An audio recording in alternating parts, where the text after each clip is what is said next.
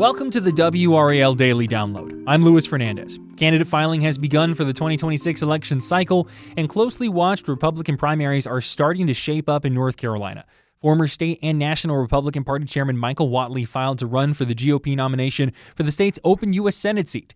He'll be running against Waxhaw attorney Don Brown and former public school teacher Elizabeth Temple. And the GOP primary is also shaping up for North Carolina's first Congressional District. WRAL state government reporter Paul Specht joins us now to give us an early look at the races. Paul, welcome back. Thanks for having me. So the 2026 elections officially begin this week with the start of the candidates. We've seen several candidates file for the state's open U.S. Senate seat. The GOP side of the ticket is already getting crowded. Who's running there? Many of the people that we're seeing sign up already launched their campaigns. What they're doing now is just filling out the paperwork, and they're doing that over not far from our station, actually, at the state fairgrounds at a horse complex. That's where we saw Michael Whatley walk in with his cowboy boots today and his blue suit and filed to run. Now, he's considered the front runner. He has Donald Trump's endorsement, but Trump's endorsement has not scared off other candidates. There's also Don Brown, as you mentioned, an attorney from Waxhaw. He's going to try to run to Whatley's right. He's going to try to be more conservative than Whatley is. Hard to do, given that Whatley used to be the chairman of the state Republican Party and the chairman of the Republican National Committee. But then there's Elizabeth Temple. She entered Monday. We are just learning about her, actually. I've been texting with her today about her goals. She's an educator, and we're still learning about her. It'll be interesting to see how these campaigns sort of play out before the March primary. Now, I do want to circle back to Whatley because you mentioned he's got a lot of name recognition, and he has the backing of President Donald Trump. Is this nomination a slam dunk for him? Is it his to lose? A lot of people say yes. The political analysts believe, if you just read the table, he has Trump's endorsement. Trump's sort of a kingmaker. He has worked in Washington for a long time, Whatley has. So he has all these connections with people who could raise lots of money for him and get his name out there. But there are other people, too, that we spoke with. There's a man I talked to today named Jim Womack. He ran for chair of the North Carolina Republican Party, and he says, there are a lot of people on the ground that can make a big difference. People that go to the county meetings, the district meetings, the luncheons, the pancake breakfasts, and so on. And they don't always vote the way that the quote-unquote establishment wants them to. So now, can Don Brown win? I don't know, but they say that a lot of people are getting to know Don Brown. He's traveling the state, and he's pitching himself as this alternative to the establishment, which is always appealing to a significant portion of the Republican voters. Whoever wins, regardless of if it's Whatley, if it's Brown, if it's Temple, they're going to be facing former Governor Roy Cooper, most likely. What are the key issues expected to be, and how is Cooper expected to fare against a Republican? Number one is affordability, and I think we saw that with the elections, not only in New York City, but across the country just a month ago. People saying, it's a lot of what we saw back in 2024 of people saying, hey, things are too expensive, and some candidates saying, oh, but look at the charts and the spreadsheets, and look, we're doing a little better, and voters saying, no, we're not. Do more, and obviously the midterms are still a year away, but I imagine that'll be top of mind. That's what Roy Cooper's been campaigning on. And Whatley today, when we spoke with him at the fairgrounds, that's what he said his number one issue is. The other two would be crime, which Whatley and Republicans often tie to immigration. And then a special North Carolina topic is Helene recovery. Now, Republicans point out that Cooper was governor when Helene hit in September of 2024, and that he didn't act fast enough is their allegation. Since then, we have a new governor, Josh Stein. Cooper's out. And Michael Whatley has been appointed to one of these committees, for lack of a better word, that oversees a lot of this stuff. And so we see a lot of finger pointing over Helene recovery is my point. And there was $60 billion worth of damage done to Western North Carolina from that storm.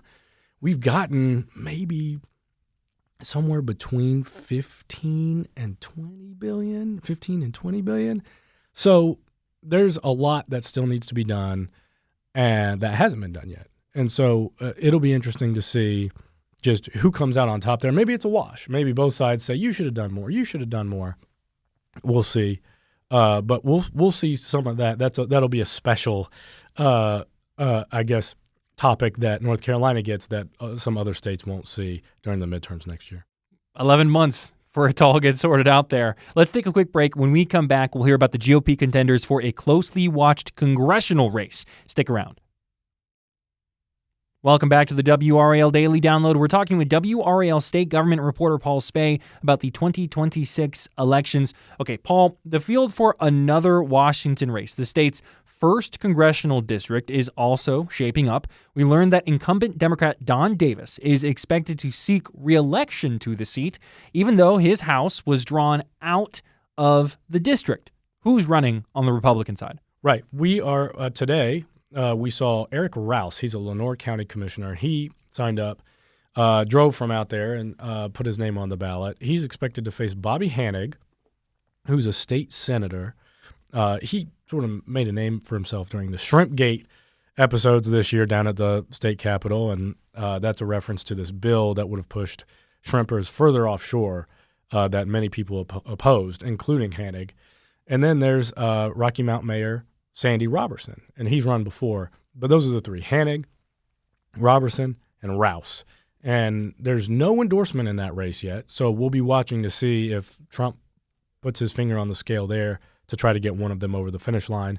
Democrats have held that seat for decades, and a black Democrat has held it since, I believe, 1993.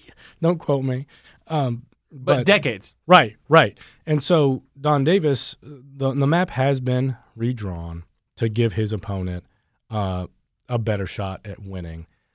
We still think it'll be tough to beat Davis because he's from there, and Democrats have traditionally done well. You know, Davis was trailing, I believe, in the polls back in 2024, and then in the last 2 to 3 weeks, we saw him close that gap and pull away against a woman named Lori Buckout, who many believed was a pretty formidable Republican opponent.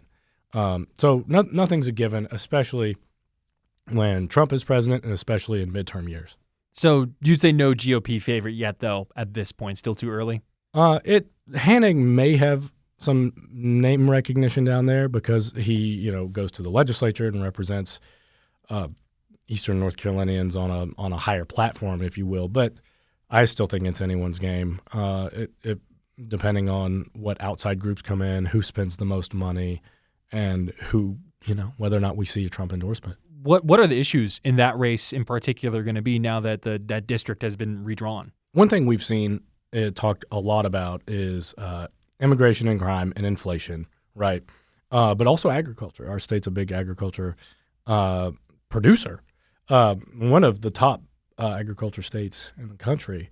It'll be interesting to see how hard Davis hits Trump on the tariffs and that's a tough needle to thread because on one hand, people say, oh, we don't like prices going up.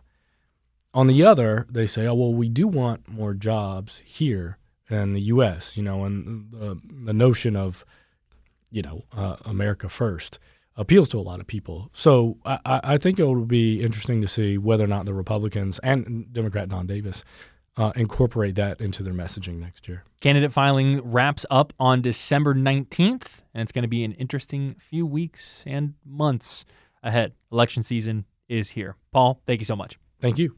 That's WRAL state government reporter Paul Specht for his coverage of the GOP congressional primaries. And for all of our election coverage, go to the NC Capital section of WRAL.com. I'm Luis Fernandez. Thanks for joining us, and thanks for listening to the WRAL Daily Download and for making us part of your morning routine. Another great way to get WRAL news is the Morning Briefing newsletter. It's a daily email with Triangle news, events, and headlines to help you get ready for the day. Sign up at WRAL.com/newsletter.